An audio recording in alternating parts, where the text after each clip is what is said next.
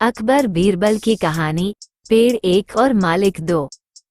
एक बार की बात है, रोज की ही तरह बादशाह अकबर दरबार में बैठकर अपनी प्रजा की समस्याएं सुन रहे थे।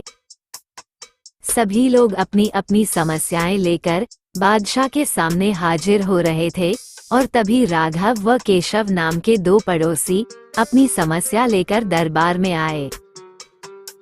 इन दोनों की समस्या की जड़ था इन दोनों घर के बीच मौजूद फलों से लबालब भरा आम का पेड़।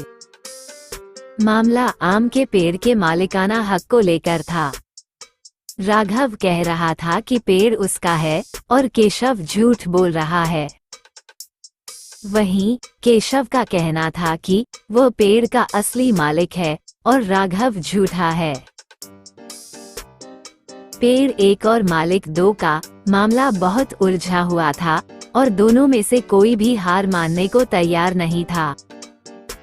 दोनों पक्षों की बातें सुनकर और सोच विचार करने के बाद बादशाह अकबर ने यह मामला अपने नवरत्नों में से एक बीरबल को सौंप दिया। मामले को सुलझाने और सच्चाई का पता लगाने के लिए बीरबल ने एक नाटक रचा। उस शाम बीरबल ने दो सिपाहियों से कहा कि वे राघव के घर जाएं और कहें कि उसके आम के पेड़ से आम चोरी हो रहे हैं। उन्होंने दो सिपाहियों को केशव के घर जाकर भी यही संदेश देने को कहा। साथ ही बीरबल ने कहा कि यह संदेश देने के बाद वो उनके घर के पीछे छिपकर देखें कि राघव और केशव क्या करते हैं। बीरबल ने ये भी कहा कि राघव और केशव को पता नहीं लगना चाहिए कि तुम उनके घर आम की चोरी की सूचना लेकर जा रहे हो। सिपाहियों ने बिल्कुल वैसा ही किया जैसा बीरबल ने कहा। दो सिपाही केशव के घर गए और दो राघव के घर। जब वो वहां पहुंचे तो उन्हें पता चला कि राघव और केशव दोनों ही घर में नहीं थे, तो सिपाहियों ने उनकी पत्नियों को ये संदेश दे दिया। जब केशव घर पहुंचा तो उसकी पत्नी ने उसे आम की चोरी की सूचना दी। ये सुनकर केशव ने कहा, अरे भाग्यवान, खाना तो खिला दो।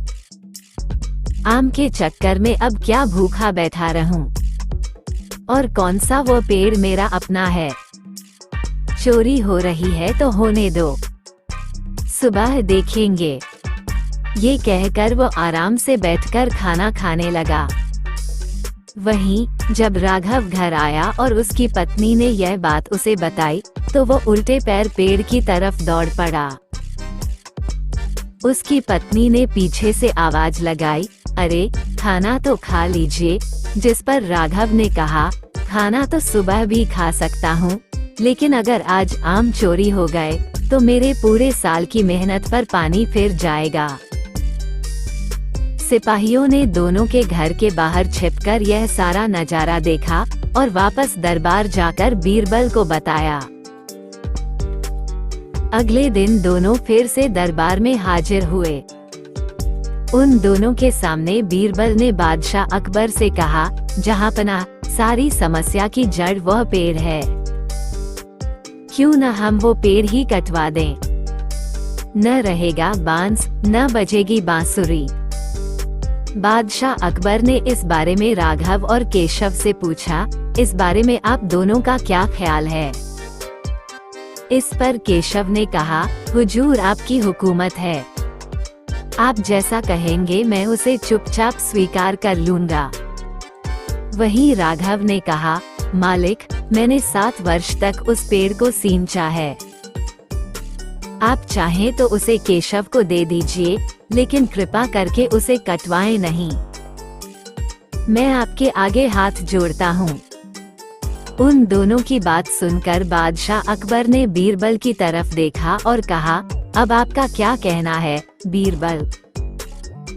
इसके बाद बीरबल ने बादशाह को बीती रात का किस्सा सुनाया और मुस्कुराते हुए कहा, हुजूर, पेड़ एक और मालिक दो, ऐसा कैसे हो सकता है? कल रात हुई घटना और आज हुई इस बात के बाद ये साबित हो चुका है कि राघव ही पेड़ का असली मालिक है और केशव झूठ बोल रहा है। ये सुनकर बादशाह ने बीरबल को शाबाशी दी। उन्होंने अपने हक के खातिर लड़ने के लिए राघव को बधाई दी और चोरी करने व झूठ बोलने के लिए केशव को जेल में बंद करने का आदेश दिया। कहानी से सीख। एक पेड़ और दो मालिक कहानी से हमें ये सीख मिलती है कि परिश्रम किए बिना छल से किसी और की चीज चुराने का अंजाम बुरा होता है। आपको ये कहानी कैसी लगी? कमेंट बॉक्स में जरूर बताएं। आपको अगर कहानी अच्छी लगी हो तो इसे लाइक कर दें।